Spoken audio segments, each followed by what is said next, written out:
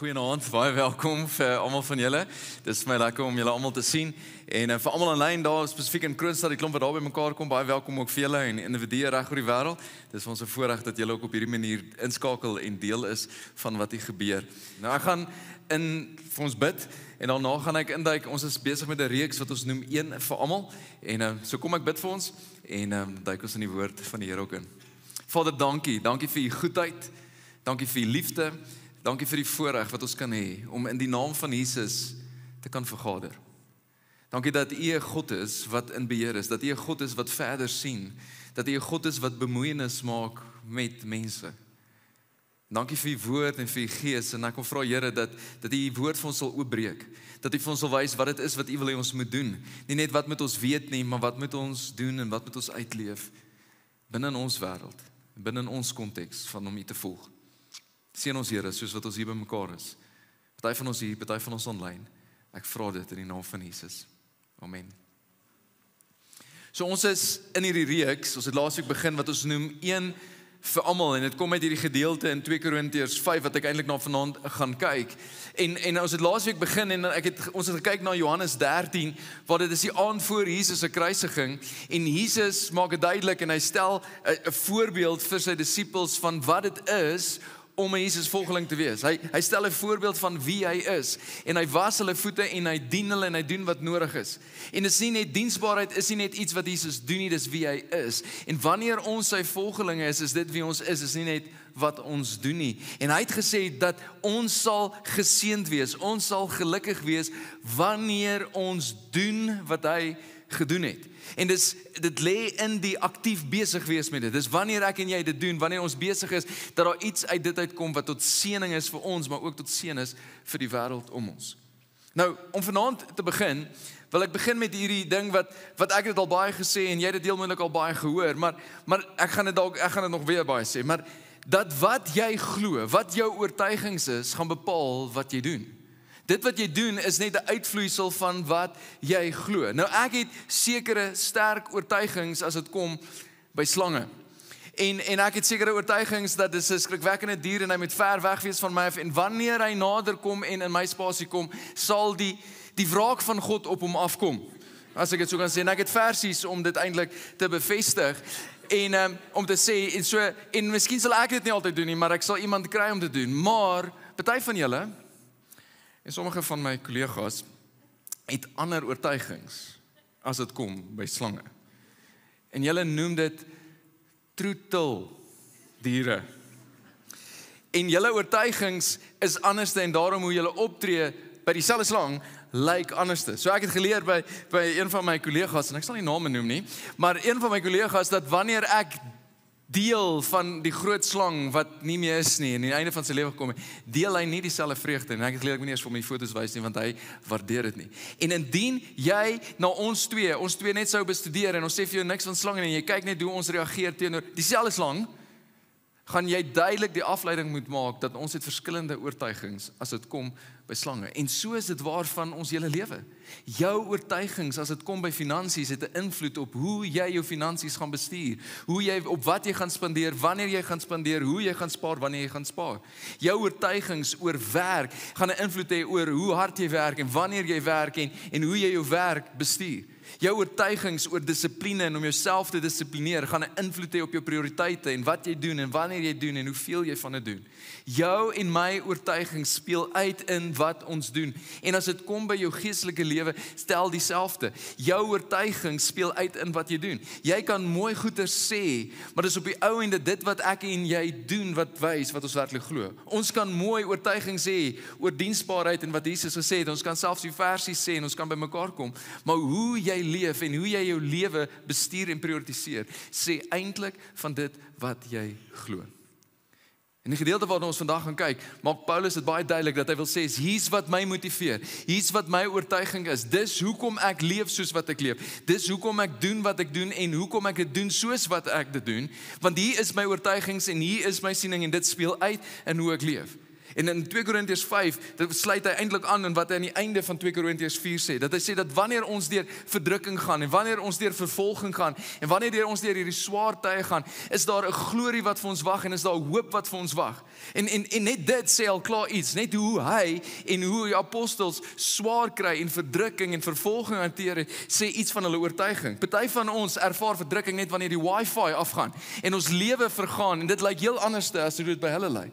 Want hulle het 'n verdere kyk gehad en hulle het 'n hoop in iets groters en verder gehad. En dan begin hy 2 Korintiërs 5 en dan sê hy, luister, met dit alles in ag geneem, moet julle weet dat ons bly in die tydelike. En Paulus was 'n tentmaker, dit was sy beroep gewees en tussendeur 'n apostel, en hy gebruik 'n voorbeeld uit sy wêreld. Hy sê, luister, hierdie lyf van ons, hierdie liggaam van ons is soos 'n tent. Dis tydelik. Daar gaan 'n dag kom wat jy hierdie tent gaan op moet vou en wanneer dit gaan verby wees. Ja, in hierdie tent beleef jy 'n klomp dinge. Jy beleef 'n klomp hoogtepunte en jy bou 'n klomp herinneringe en daar's 'n klomp jare wat baie keer verbygaan in hierdie tent, maar in die prentjie van die ewigheid is hierdie net 'n tent. 'n Tent is net tydelik en eers gaan jy hierdie tent opvou. En dan, as jy in Jesus is, dan gaan jy 'n permanente gebou kry waarin jy kan bly, jou verheerlikte liggaam. En dan praat hy oor dat ons leef in hierdie spanning tussen wat waar is, maar wat ons nog nie kan sien nie. En ons leef deur geloof en nie deur sien nie, want daar's sekere dinge wat is, maar wat ons nog nie sien uitspeel binne in ons lewe nie. En selfs hierdie spanning, dat daar wag vir ons 'n verheerlikte liggaam, daar wag iets wat vir altyd en ewig is, maar nou nog leef ons hier in die tydelike. En dan sê hy, met dit in ag genome, met dit wat vir ons wag en dat daar 'n verheerlikte liggaam is en dat daar ewigheid wag, het dit 'n invloed op hoe ek leef. En dan duik ons in wat hy sê in 2 Korintiërs 5 vers 9. Hy sê, maar of ons hier woon of daar woon, of ons hier in die tent woon en of ons daar in die permanente woon, maak nie saak waar dit is nie, ons het net een wens, ons het net een doel, ons het net een ambisie in ons lewe. En dit is om te lewe soos hy dit wil. Dit is om te lewe om hom tevrede te stel, sê party vertaling. Dit is om te doen alles wat hy sê. Paulus sê, luister, die feit dat daar 'n ewigheid wag en dat daar 'n verheerlikte liggaam wag, het 'n invloed op hoe ek leef. Dit motiveer my om te leef om God tevrede te stel. Dit motiveer my om 'n glimlag op God se gesig te sit. Dit motiveer my om binne in sy wil te leef. Een van die kommentare wat ek gelees het in die week het die volgende gesê: Heaven was not simply a destination for Paul, it was a motivation. Dis nie net iewers heen waartoe ek gaan nie. Dit motiveer hoe ek nou hier leef. Dit motiveer dat ek wil God tevrede stel. Dit is nommer 1, maar dan gaan hy in vers 10 en hy gee nog 'n rede hoekom hy God tevrede wil stel hier in die tydelike. Hoekom hy wil leef, hoekom hy dit sy doel maak, hoekom hy dit sy ambisie maak. Konstante ambisie sê party vertalings om God tevrede te stel. En dan sê hy in vers 10: ons moet immers almal voor die regterstoel van Christus verskyn. Nou, jy moet nie de mekaar raak nie, want met hierdie vers is waar baie Christene de mekaar raak. Paulus sê ons almal. Hy praat met Christene. En hy sê ons almal, ons wat Christene is, ons wat reeds in Jesus is, moet voor die regterstoel van Christus verskyn. En hoekom ek dit sê is sodat jy nie de mekaar raak met die groot wit troon wat Openbaring 20 van praat nie. Daai troon is waarvoor ongelowiges, mense wat nie vir Jesus aanneem as Here en Verlosser van hulle lewe nie, gaan voor die groot wit troon verskyn en hulle gaan moet verantwoording doen vir hulle lewe en vir alles wat hulle gedoen het in hulle sonde. Vir ons wat in Jesus Christus is, hoef ons nie verantwoording te doen vir ons sondings en ons oortreding nie, want Jesus het reeds betaal vir dit. Hy het reeds alles op hom geneem, hy het reeds die straf gedra. Maar ten spyte van dit sê Paulus dat ons gaan voor die regterstoel. En hierdie regterstoel is van die Griekse woord bima af. En dit is wat jy gevind het in Griekse dorpe. Die bima was die platform waar hulle proklamasies gegee het oor wat die leiers besluit het en wat die nuwe wette is. Dis ook die plek waar die beloning of die toekenning gegee is vir die jaarlikse Olimpiese spele vir die wenners. En wat hy sê is, luister, ons almal gaan voor die regterstoel van Christus verskyn, sodat elkeen kan ontvang volgens wat hy tydens sy aardse lewe gedoen het, of dit nou goed was of kwaad. En Paulus sê, luister, nie net motiveer dit feit met dat ek hemel toe gaan en dat daar hemel is, nie net motiveer dit my om te leef nie. Ek besef ook dat almal van ons gaan voor God moet verskyn. Ons gaan verantwoording moet doen van ons lewe. En dit gaan 'n plek wees van openbaring. Dit gaan 'n plek wees wat die motiewe en die karakter van ons lewe wys. Die motiewe van hoekom. Ons gaan nie in die skare kan wegkruip nie. Elkeen gaan voor God moet verskyn. Elkeen gaan verantwoording moet doen. En jy gaan nie God kan voel nie. Jy gaan hom nie om die bos kan lei nie, want hy weet alles. Hy sien jou gedagtes, hy sien jou motiewe, hy sien alles. Jy kan mense hier om die bos lei en sê jy glo sekere dinge en leef op 'n ander manier, maar vir God kan jy doen nie. En dit gaan 'n plek wees dat wanneer ons werk goed was, gaan daar beloning wees, en wanneer dit goed was, dan gaan daar nie beloning wees nie. Jy gaan nog steeds gered word deur die genade van Christus, maar daar gaan nie wees nie. En wanneer jou werke en dit wat jy gedoen het reg is dit 'n plek van is daar 'n plek van vreugde en is daar eer wat vir God kan bring. En dan gaan hy verder. Dan sê hy, ons weet wat dit beteken om die Here te dien. Jy kan dit ook vertaal, ons weet wat dit is om die Here te vrees.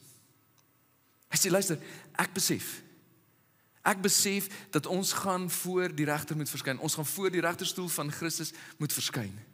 En dit maak dat daar 'n vrees vir die Here binne in my is. Dit maak dat daar agting, 'n geestelike bewustheid is dat God is groter as ek. En dat ek gaan voor hom moet verskyn en ek gaan nie kan agtergoed kan wegkruip nie. Alles gaan oop en bloot voor hom lê. En dit skep in my 'n sekere vrees. Dit skep in my 'n agting. Nie 'n bang nie, 'n vrees, 'n agting. Dit maak dat ek op 'n sekere manier leef. Daarom, omdat daai vrees daar is, daarom probeer ons die mense oortuig. So hy sê, luister, nie net gaan ons almal wat Christene is voor die regterstoel van Christus verskyn nie. Dit skep 'n vrees by my om reg te leef, maar hoeveel te meer die ouens wat nie vir Jesus gekies het nie, wat voor die groot wit troon gaan moet verskyn. En dit moet 'n dringendheid in ons skep, dat ons moet gaan en hulle probeer oortuig van die liefde van God, en dat hulle nie daarvoor hoef te verskyn nie, dat daar is genade in Jesus, dat hy het reeds betaal, en dat hulle kan op 'n ander plek wees, en hulle kan hulle ewigheid op 'n ander manier spandeer. God ken ons bedoelings, en ek vertrou dat julle ook van ons bedoelings oortuig is. En eintlik wat Paulus hier sê is, ek wil hê, dat in jou lewe moet jy God in ag neem. Jy moet God in berekening bring. Jy moet leef met die wete, dat God gaan oordeel. In Psalm 14, dan staan daar, die dwaas dink daar is geen God nie. Die dwaas leef, asof daar nie 'n God is nie. Die dwaas tree op, asof daar geen God is nie. Psalm 36 sê, die goddelose het geen vrees vir God nie. Daar is dit weer, die vrees. Hy sê, die goddelose leef asof hy nie voor God gaan verskyn eendag nie. Asof God nie bestaan nie. So hy sê, die dwaase en die goddelose leef sonder vrees vir God. Met ander woorde, die teenoorgestel is ook waar, dat die wyse een en die goddelike een leef met die wete dat daar is 'n God, en met 'n agting en 'n vrees dat ek gaan voor God moet verskyn. Geen Christen, geen iemand wat sê dat hulle is 'n Christen, sal ooit sê dat ek vrees nie God nie, of dat ek glo nie daar's nie 'n God nie. Geen Christen sal hierdie woorde sê nie. Maar daar's baie Christene wat leef asof daar geen God is, en asof hulle nie eendag voor God gaan verskyn nie. En dis dwaas en godloos. En my vraag vandag vir jou is, as jy kyk na jou lewe, wat sê dit? Neem jy God in berekening? As jy gaan kyk na jou dagboek en jou skedule die afgelope paar weke, as iemand wat glad nie jou ken nie en nie jou bedoelings weet nie, want ons sit gewoonlik ons bedoelings op die tafel, maar ek het eintlik bedoel dit, ek wou eintlik dit doen, ons wou eintlik, ons intensies en ons bedoelings, ons beoordeel volgens dit. Maar as iemand jou nie ken nie en nie jou bedoelings nie en nie jou intensies kyk nie, en hulle kyk net hoe jy jou tyd spandeer het, en hulle kyk net hoe jy geleef het die afgelope paar weke, gaan hulle by die afleiding kom, dat daar is 'n agting vir God, en dat jy neem God in berekening in jou lewe? Of gaan hulle die afleiding maak, dat God is iets wat ek doen ergens in die week? Paulus sê, luister, ek wil hê jy moet besef. Ek wil jy besef dat daar 'n plek hemel, en ek wil jy besef dat ons gaan voor God verskyn, en dat hierdie is net die tydelike, is net 'n tent, daar's 'n ewigheid, maar hierdie het 'n invloed op daar, leef anders. En dis nie dat Paulus in hierdie vrees vir God leef nie. Hy weet wat is die liefde van God, en dan sê hy, die liefde van Christus dring ons. Die invertaling sê, die liefde van God los ons sonder keuse. Ons kan nie anders doen nie, ons moet. Die liefde van God dring ons, dit bring ons in beweging, dit maak dat ons iets doen, omdat ons tot die insig gekom het, dat een vir almal, daar is die naam van ons reeks, omdat een vir almal, sy naam is Jesus, gesterwe het, en dit beteken dat almal gesterwe het. En wat hy sê is, een het vir almal gesterf. Jesus het vir almal se sondes betaal. Jesus het genoeg gedoen vir almal, van alle tye, van alle eeue. Hy het genoeg gedoen vir jou en vir my en vir alle mense. Hy het gesterf vir almal. Sy kruisdood was goed en groot genoeg vir almal. Nie almal aanvaar dit nie, maar dit is beskikbaar. En Paulus sê, dit dring ons om te gaan na mense, want ons weet dis die waarheid. Ons weet dat hy het gesterf vir almal, en dat almal gesterf het. Dit beteken dat dit is vir almal, en dat ons kan leef binne dit. Dan sê hy, en hy het vir almal gesterwe, sodat die wat lewe, sodat die wat Jesus aanvaar het as Here, die wat die nuwe lewe in Jesus het, die wat die ewige lewe in hom het, nie meer vir hulle self leef nie. Hulle het gesterf vir hulle eie ambisies, hulle het gesterf vir hulle eie ego, en Christus is nou sentraal, nie meer hulle ego nie.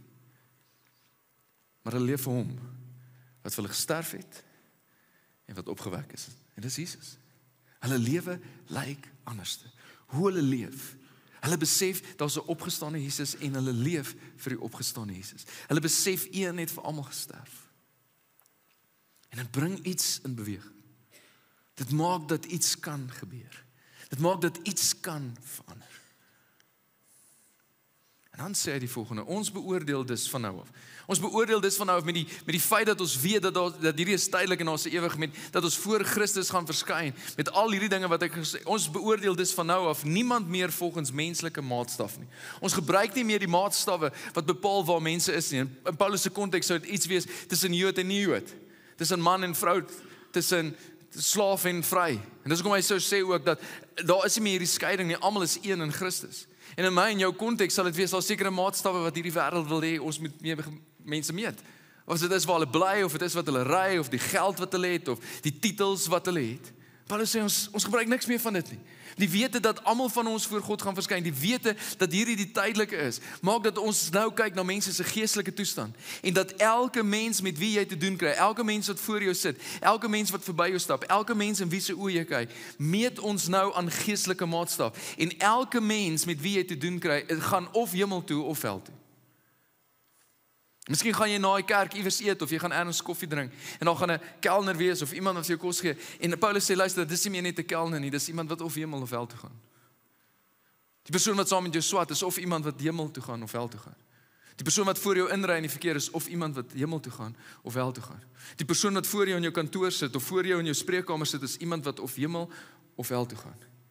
Jou ma, of jou pa, of jou kind, is iemand wat of hemel of hel toe gaan. Die persoon wat in jou huis werk, of in jou tuin werk, is iemand wat of hemel toe gaan, of hel toe gaan. Die persoon saam met wie jy in die skool is iemand wat of hemel, of hel toe gaan. En Paulus sê, dis hoe ek nou na mense kyk. Ek het nie voorheen nie, ek het nie eers na Christus voorheen so gekyk nie. Al het ons Christus vroeër volgens menslike maatstaf beoordeel. Nou beoordeel ons soms nie meer so nie. Ons het aan hom gedink net as 'n mens, ons het gedink aan hom as net 'n skrynwerker, uit Nasaret. Wat goed kan enigstens uit Nasaret kom? Hy's net 'n rabbi wat nuwe dinge sê, maar nou besef ons wie hy was, en ons dink anderste, en hy het ons hele wêreld verander, en daarom dink ons anderste oor mense. En omdat ons anderste dink oor mense, dring die liefde van Christus ons, dring dit ons om uit te reik na hulle. En dan sê hy, iemand wat aan Christus behoort, is 'n nuwe mens. Daar het 'n radikale verandering gekom vir iemand wat Christus aangeneem het. Hulle lewe is nie meer dieselfde nie, hulle waardesisteem is nie meer dieselfde nie. Hoe hulle dink en hoe hulle voel en hoe hulle reageer is anderste. Daar's iets nuuts wat gebeur het, daar's 'n nuwe lewe. Hulle lyk drasties anderste as die res van die wêreld. Hulle lyk nog soos mense en hulle is mense, maar hulle lyk drasties anderste binne in hierdie wêreld hoe mense reageer. Die oue is verby en die nuwe het gekom. En nie net wys hierdie na die persoon nie. Paulus praat ook van toe Christus gekom het, het daar 'n skeiding in geskiedenis gekom voor Christus en na Christus. En dinge is drasties anderste na Christus. Dis 'n nuwe manier, dis 'n nuwe verbond, dis 'n nuwe manier hoe God verhouding bou met mense. Die oue is verby. Dat iets nuuts kom, hoe ons kyk na mense het verander. Hoe ons mense beoordeel, hoe ons verstaan het verander. En dan sê dit alles, al hierdie dinge, al hierdie nuwe insigte, al hierdie nuwe manier van dink, al hierdie nuwe dinge wat hy doen, dit alles is die werk van God. En hy het ons deur Christus met homself versoen. En versoen is 'n woord wat belangrik is, wat gereeld in die Bybel kom en wat ons moet verstaan. Versoening is wanneer twee partye, waar een party oortree het en die ander een skade aangedoen het, wanneer hulle weer in 'n vriendskap kan kom en weer in 'n verhouding kan kom.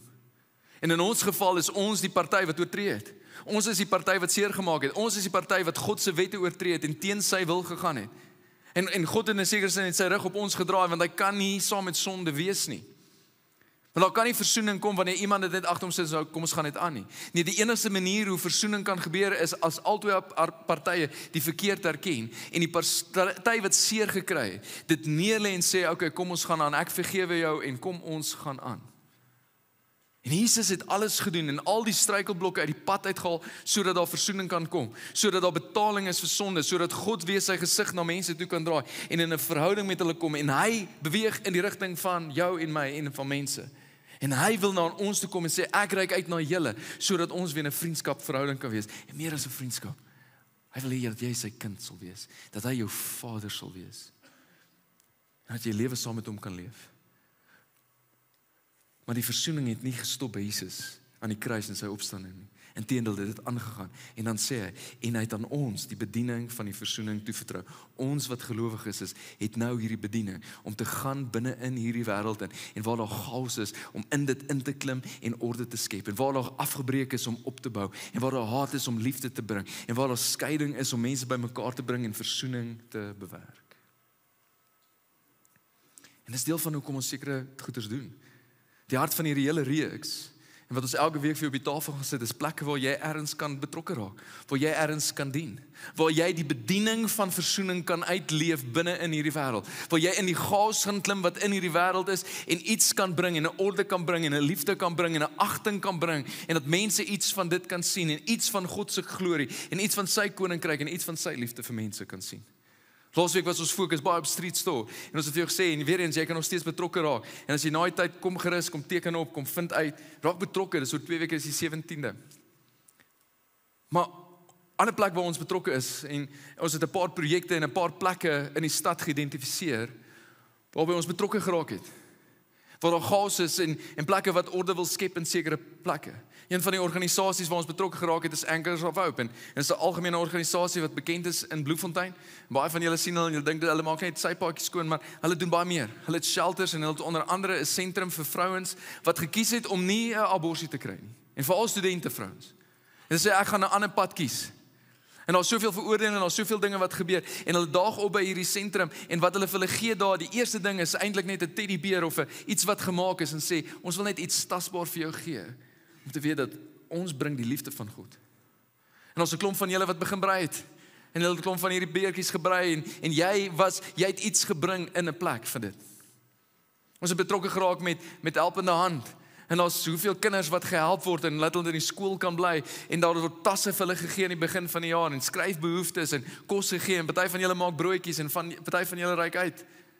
En ek wil vir jou dankie sê daarvoor. 'n plek waar ons betrokke geraak het is Redeeming Love. En dis 'n organisasie wat hulle geskep het en is 'n veilige plek en 'n tuiste geskep het vir vrouens wat vasgevang is in mensenhandel. Hulle het iemand hulle gevang en is hulle betrokke en hulle is so verslaaf aan dwelms en in prostitusie en alles. En hierdie ons dink in terme van vrouens, maar dis nie vrouens nie.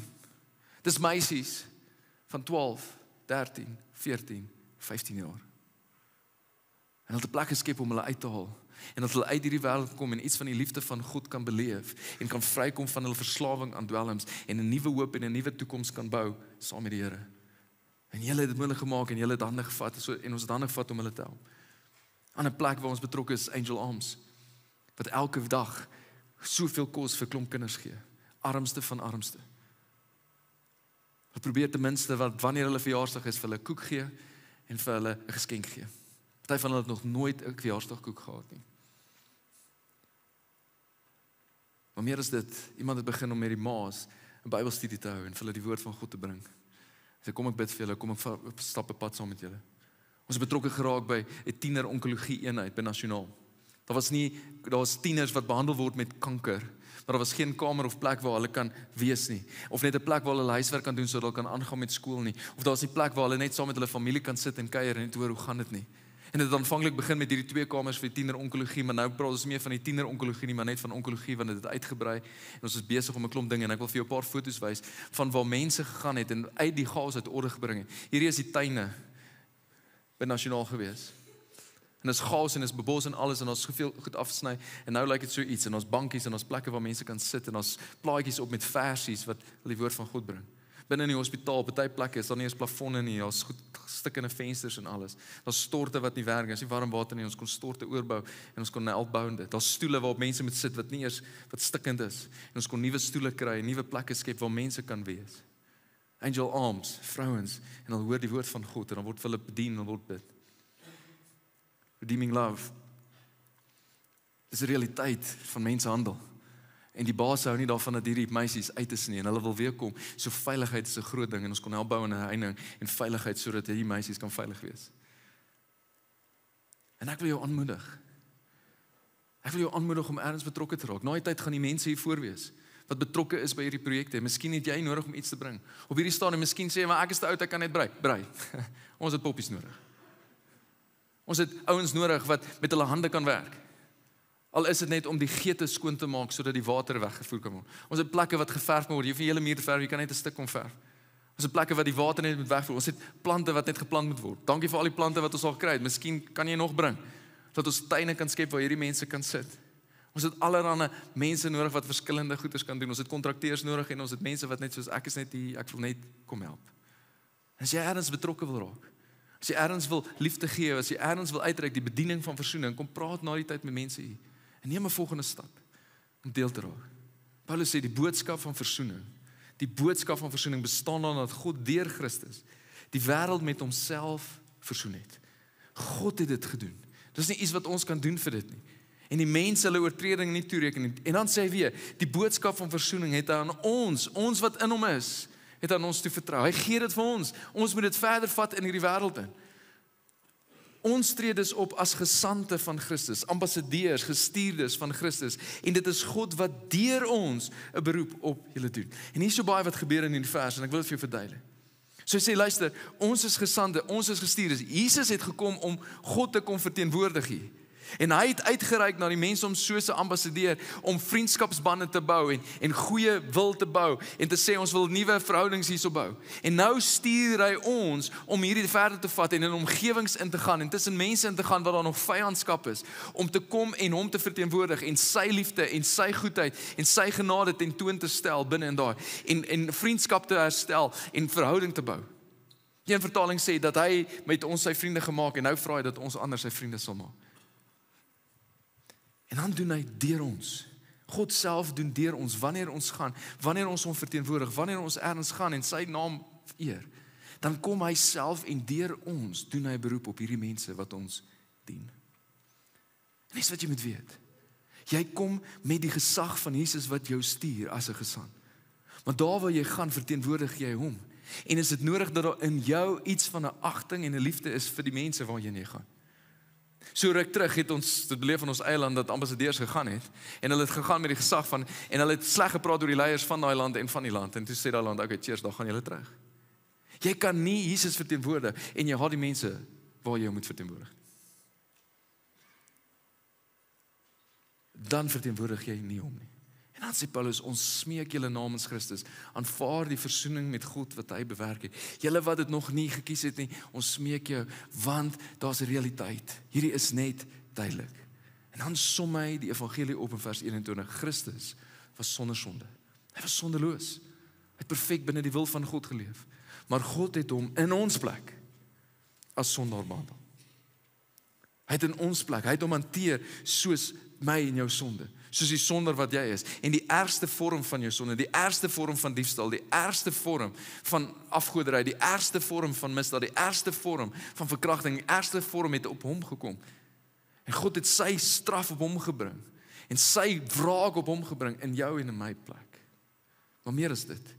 En deur ons eenheid met Christus, deur God vrygespreek kan word. Nie net het hy al ons sondes op hom geneem en al die straf van God gekry en betaal vir dit voldoende nie. Nee, hy het al sy geregtigheid het hy ook vir ons gegee. En wanneer God nou na jou kyk, kyk hy deur die geregtigheid van Christus na jou. En daarom is jy goed genoeg, daarom hoef jy nie voor die groot wit troon te verskyn nie. Daarom is daar betaal vir jou sonde. God sien die geregtigheid van Jesus wat hy vir jou gegee het. Ek en jy verdien dit nie, dit is genade. Is wat jy moet weet. Die kerk van Jesus is soveel groter en soveel meer.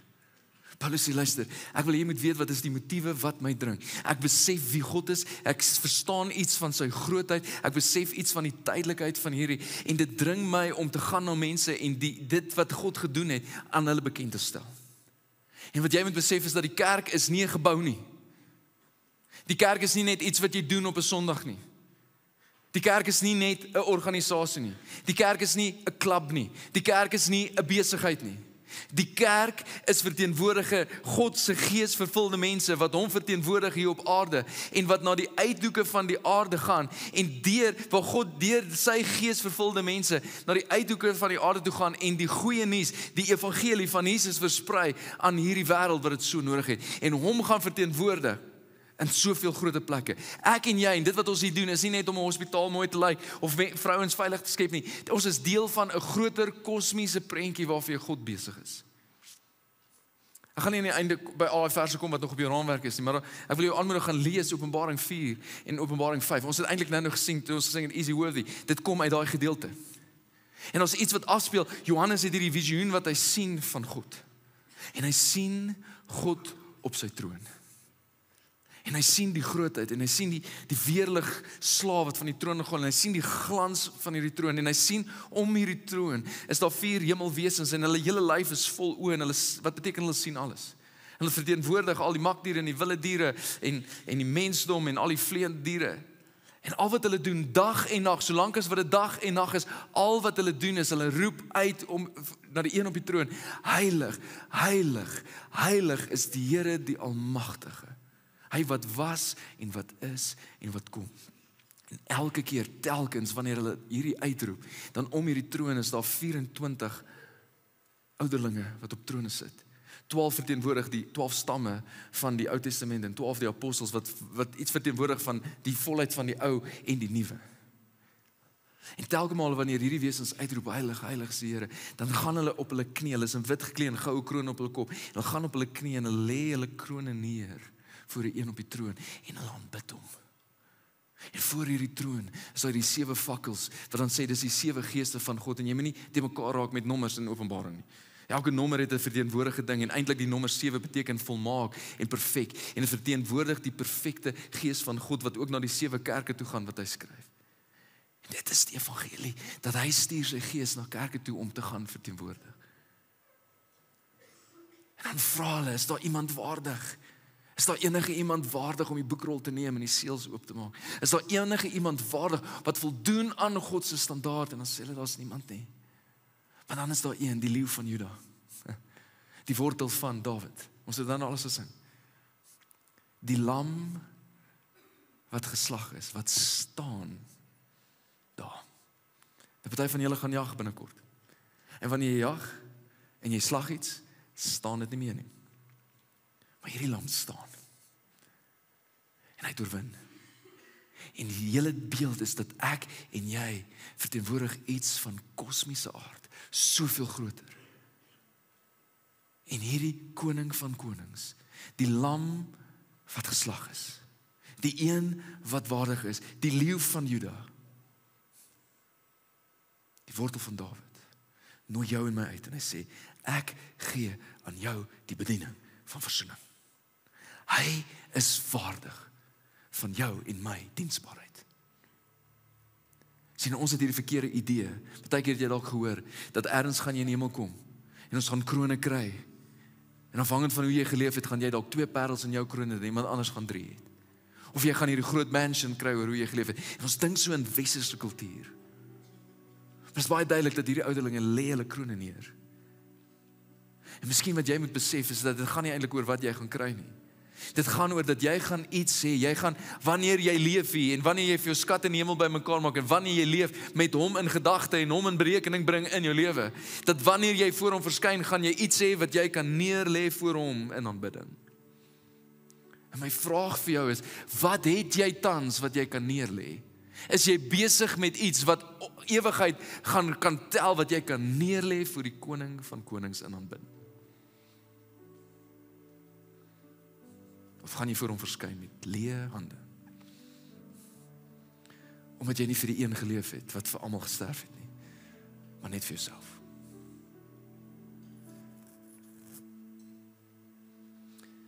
Johannes skryf, wat ook die Openbaring sien het in 1 Johannes, hy sê, hieraan weet ons wat liefde is. Jesus het sy lewe vir ons afgelê, dis die evangelie. Ons behoort, die Engels is we ought to, ons behoort ook ons lewens vir ons broers af te lê. Party van ons sukkel om ons opinie neer te lê net vir 'n paar minute. Hy sê ons behoort ons lewens af te lê vir ander mense. Wie aardse besittings het en sy broers sien gebrek ly, maar geen gevoel vir hom het nie, hoe kan die liefde van God in hom wees?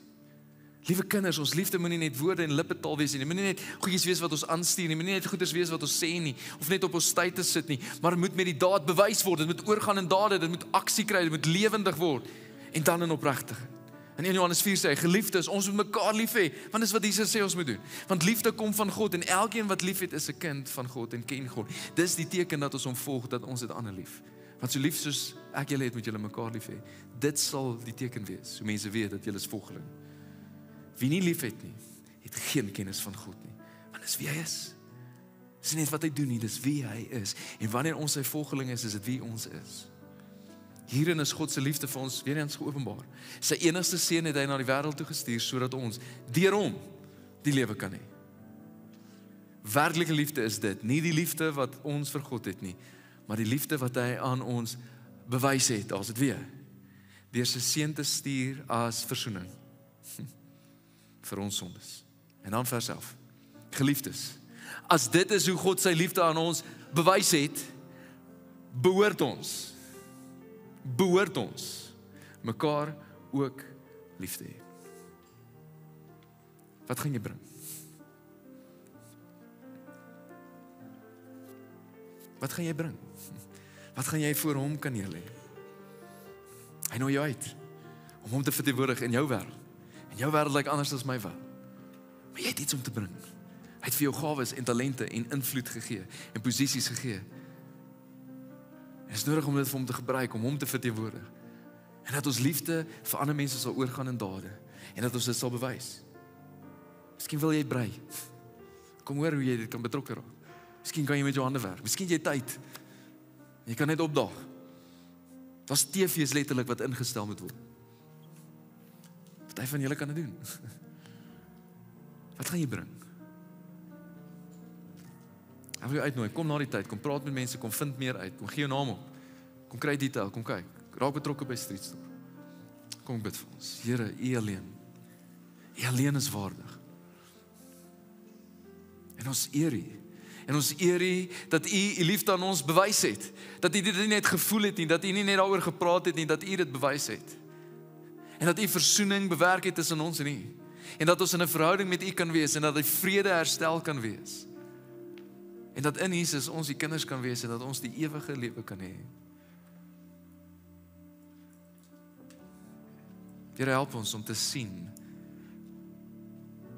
waar U vir ons die geleenthede gee om U te verteenwoordig. Om U ambassadeurs te wees, om U liefde te wys. Help ons om nie meer vir onsself te leef nie, maar vir U. Help ons om te sien dat hierdie is tydelik.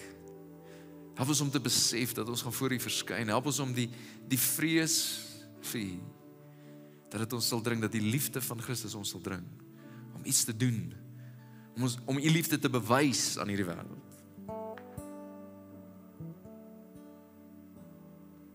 Help ons, Here, want ons raak so gou afgelei. Party van ons is deel van hierdie diens en dalk is dit jy. Dat jy het nog nie versoening bereik met God nie. Dat jy bly weghardloop, jy bly hoor, jy bly jou eie kop volg. En Paulus sou sê, jy moet besef dat hierdie is tydelik. Het voel lang, maar dit is tydelik. En het gaan verbygaan. En jy gaan voor God moet verskyn. En is nie nodig dat jy jou verantwoording te doen vir jou sondes nie. Iemand moet, maar jy hoef nie. Jesus het reeds vir almal gesterf, ook vir jou. En hy nooi jou uit. Hy sê, volg my. Kom leef saam met my.